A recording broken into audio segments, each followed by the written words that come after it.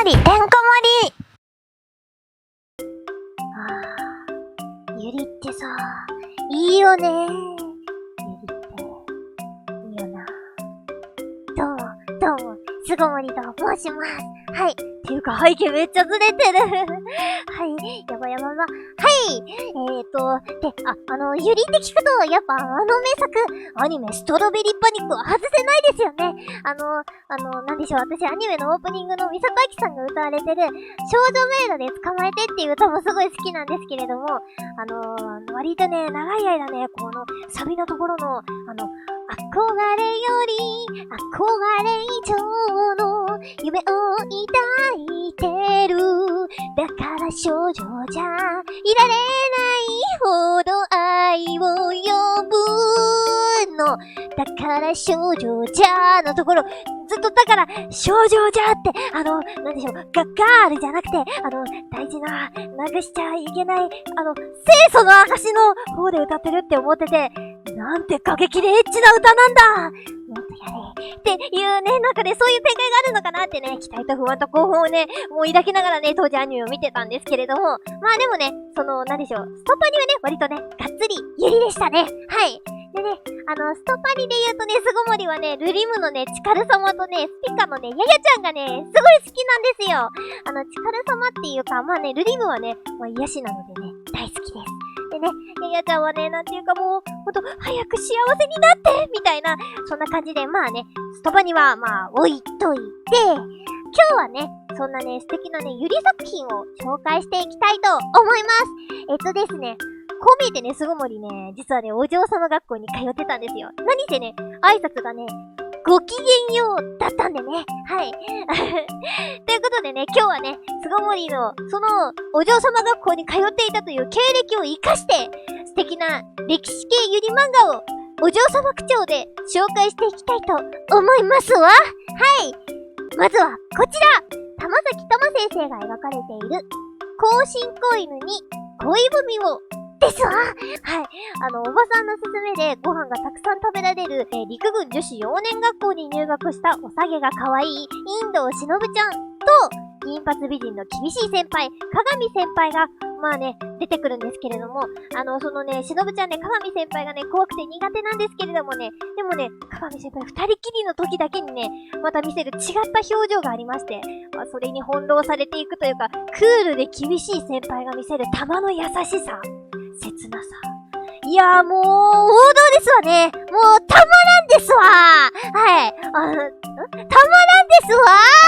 はい。いやね、さらにね、しのぶのお母さん、元陸軍将校だったインド千代さんと、まあね、先輩は何か関係があるようで、もう、これは、ディスティニー。ですわよね。はい。翻弄されつつも徐々に惹かれていくしのぶちゃんがね、もう非常に可愛い、愛らしい。そしてまた軍人としてね、規律正しく生きたくも、しのぶちゃんの天然愛らしさ、可愛らしさにやられているね、鏡先輩が、いい。なんでしょう。なんかね、いつも決心を鈍らされる。だってお前が、可愛いから。だってもうたまらんですわー。はい。もうね、大好き。はい。もうね、王道のね、軍人学校もの。はい。要チェックですわ。次。コミコさんで発表されております。彼女の新生ですわ。はい。この作品はですわね、韓国の民は、新生伝というお話をモチーフにした、韓国の漫画が日本語訳されている作品でございましてね。新生伝っていうのは、盲目の父親とその娘の少女、新生ちゃんが、その父親の代わりに物乞いをしつつ、働きつつ貧しいながらも二人で暮らしてて、で、ある日、父親が300石のお米を仏様に捧げたら、目が見えるようになるよっていうお坊さんの話につい乗っかっちゃって、でも貧しいのにどうしようってなるんですよ。でね、村にはね、インダンスっていうね、洪水がめちゃくちゃ起こる海があって、その海の主の竜王をね、沈めるために、瞳悟空をね、探しているんですけれども、その新生ちゃんが、私が瞳悟空になりますので、どうか父親が約束した300石のお米をお寺に捧げて、目が見えるようにしてあげてくださいってね、自ら犠牲になるんですよ。でね、まあ最終的にはなんか民話ってね、やっぱ昔の話なんでね、ちょっと調べたんですけど、細かいところがね、結構違うハッピーエンドが何個か出てきたんですけれども、まあとりあえずね、その竜王が、何この子、めっちゃええ子やんっみたいな感じになって感動して、竜がね、新生ちゃんもまたね、世に、魂を戻され、みんなハッピーみたいな、そんな感じの、話なんですけれども、このね、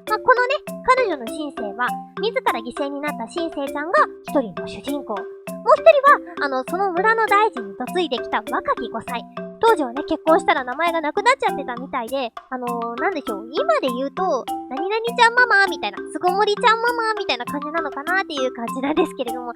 そういった名前がわからない大臣の奥様が、もう一人の主人公として、生まれも身分も違う、二人の女性の交流と、あとその当時の女性ならではの、なんでしょう、周囲を描いた作品となっております。わはい。その、初めのね、話した民話のね、新生ちゃんは、私調べたときに、いや、本当にね、なんかもう、聖人君主だなーって思ったんですけれども、この作品だとね、やっぱり、目の見えない父親に育てられて、ある程度物心ついた頃には、逆に目の見えない父親の代わりにね、自分が一人で家計を支えなくちゃいけないっていうね、人生ハードモードっていうところがね、結構ね、人格形成に、なんかちゃんと影響されてて、聖人君主というよりかは、なんでしょう、生きるためには、盗みも厭わない、身なりも汚れてて、やさぐれつつも、でもね、負けることなく、当時やっぱり、まだ男性のね、立場が強いという感じで描かれているんですけれども、その男性社会にもね、ハングリーに食らついて、もう、なんなら噛みついていくみたいな、そんなね、少年のような少女に描かれていて、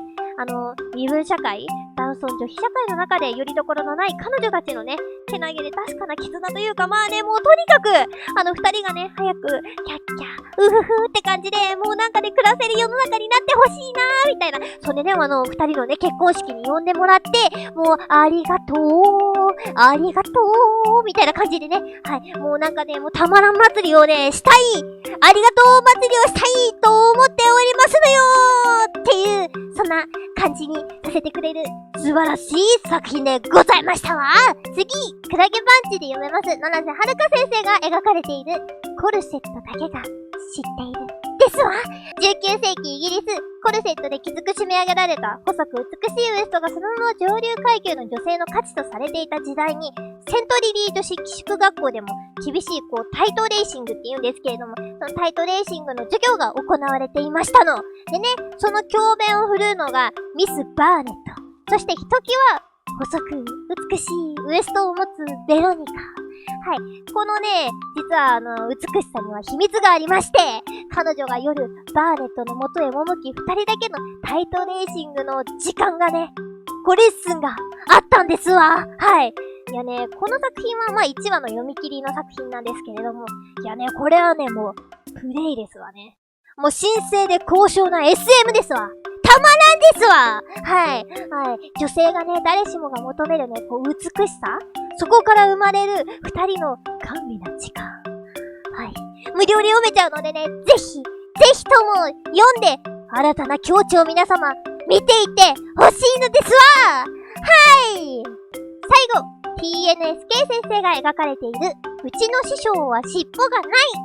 いです。時代は大正、人間を化かしてみたいって意気込んでやってきた豆だぬきの少女、豆だ。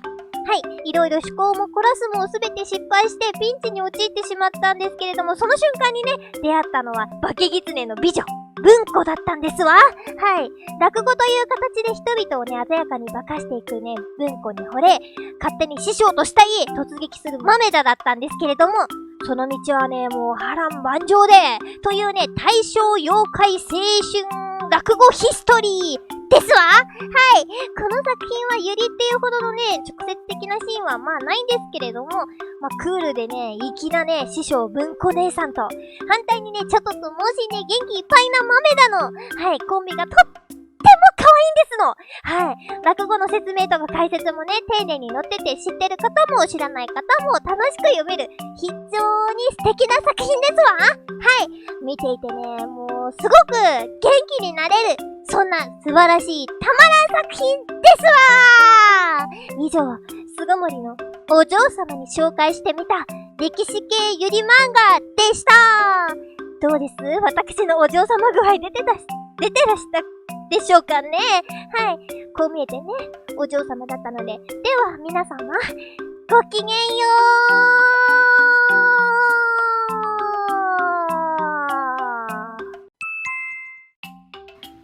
すごいじゃんけんじゃんけんぽんパーでした。勝ったあなた、チャンネル登録よろしくね。負けたあなた、チャンネル登録よろしくね。アイコのあなた、チャンネル登録よろしくね。以上、すごまりでした。バイバーイ。